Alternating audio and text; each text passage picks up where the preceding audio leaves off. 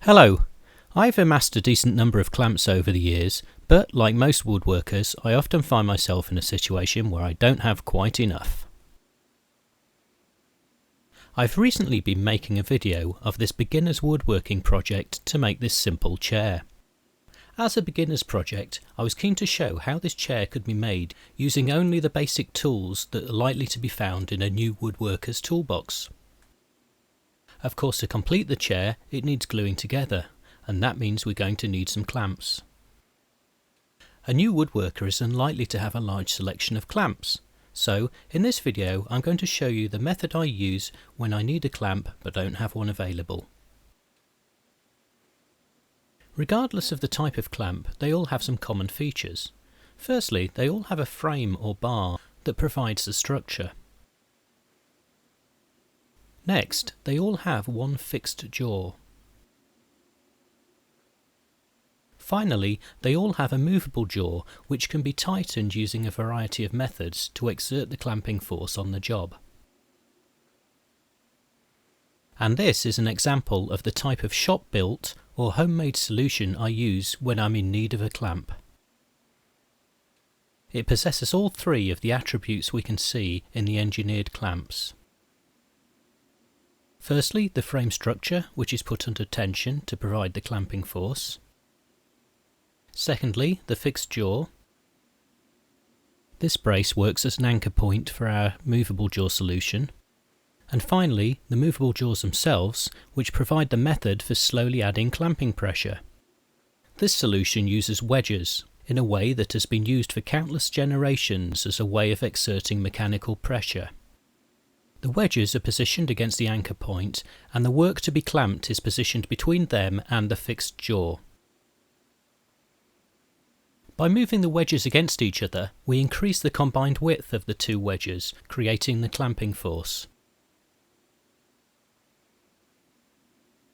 So let's build one. I'm using two pieces of cheap construction timber. The thicker piece will be used for the bar or frame. It needs to be long enough to reach across the job and provide enough room for the wedges and the jaws.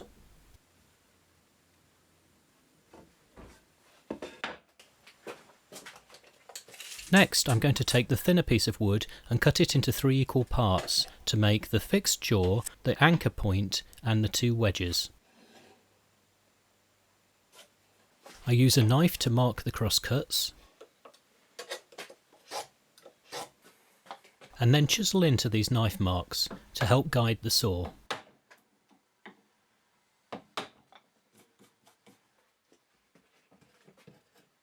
I then use a tenon saw to cut the wood into 3 pieces.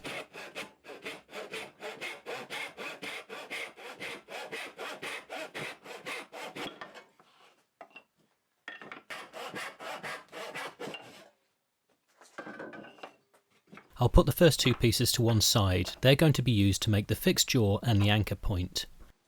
The third piece I'm going to use to make the wedges. I start by drawing a diagonal from one corner to the other.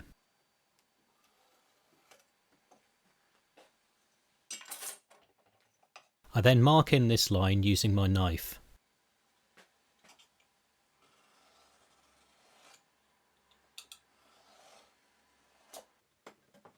Using my tenon saw at a slight angle into this knife mark, I start to make a cut.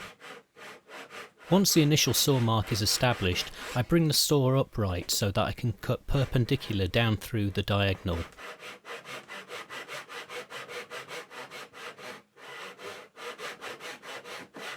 This is a strange cutting technique to use. Normally you'd put the piece in the vise and make a rip cut down along the grain. However, here I'm going to proceed with this inefficient method for 2 reasons. Firstly, I want to make sure that the cut is perfectly straight across the diagonal. This will help the wedges to move freely. Secondly, the spine on the tenon saw will stop a rip cut as the saw plate isn't deep enough to go all the way down. I sand off any rough edges on the hypotenuse of the wedges so that they can move freely against each other.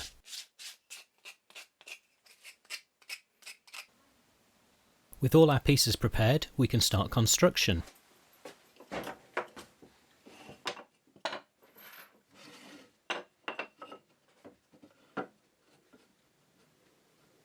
I mark the thickness of the frame on the pieces I'm going to use for the fixed jaw and the anchor point.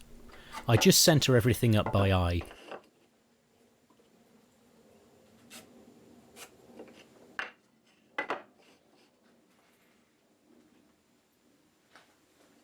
I'm going to fix these pieces to the frame using screws, so I'll mark up where I want to place them. I drill pilot holes for the screws.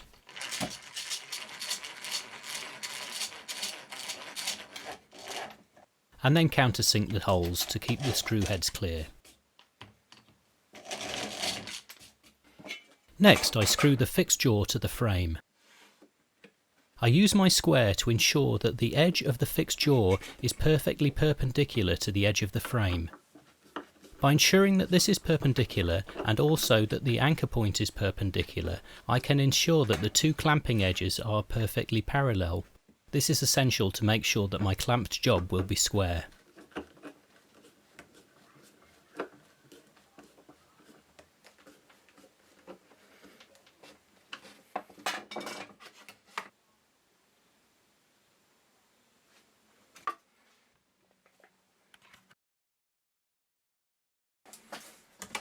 Unlike an engineered clamp, this solution will have a limited range of movement, so I need to set the distance between the jaws to a suitable measurement for the job in hand.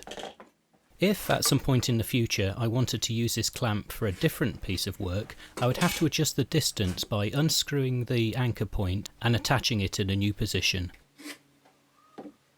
I work out the position by marking in the distance of the job and then adding the width of the two wedges in their narrowest configuration. I then attach the anchor point using the same method I used for the fixed jaw. Once again, ensuring that everything is square.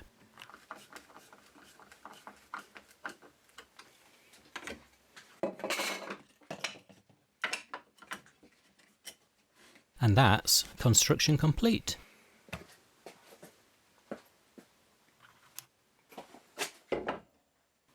Using this solution couldn't be simpler. First of all, I position the clamp so that the fixed jaw is against one edge of the work, and then I add the wedges between the anchor point and the other side of the work. Then, using a mallet, I tap the wedges into position to exert the clamping force. And everything's nice and secure.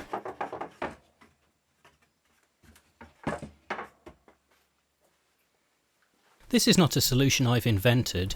Generations of woodworkers and engineers have been using the power of the wedge to exert forces in all kinds of jobs. It is very effective and very simple though. All that remains now is to add some glue and to clamp up my job for the final time.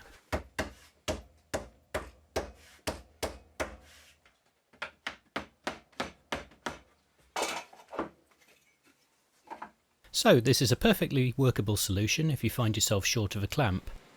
I needed to clamp in a couple of positions in this job, so I used one of my existing clamps as well.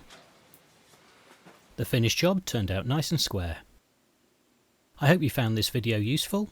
Check out the channel for more tips and project videos, and hit subscribe to keep up to date.